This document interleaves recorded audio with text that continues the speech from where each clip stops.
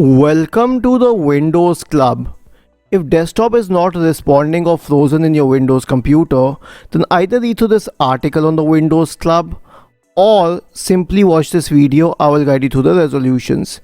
The first solution is to restart the Explorer process. Search for Task Manager in the Windows search bar and open the application. In the Task Manager application, you'll find the Windows Explorer process. Right click on it and select Restart. The next solution is to restart the display driver. The procedure is as follows. Press the Windows key, Control key, Shift key and B key, all of these 4 keys together. The next solution would be to update the graphics card drivers. Go to intel.com and search for the graphics card drivers in the Intel search bar at the top right corner. Download the latest drivers to your system and install them. The last solution is to troubleshoot in the clean boot state. Press the Windows key and the R button together to open the run window. In the run window, type the command msconfig and hit enter. This will open the system configuration window.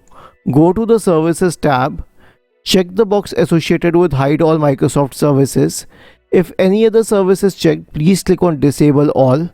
Select apply, click on OK and then finally click on restart to reboot the system in the clean boot state. Isn't this easy and interesting?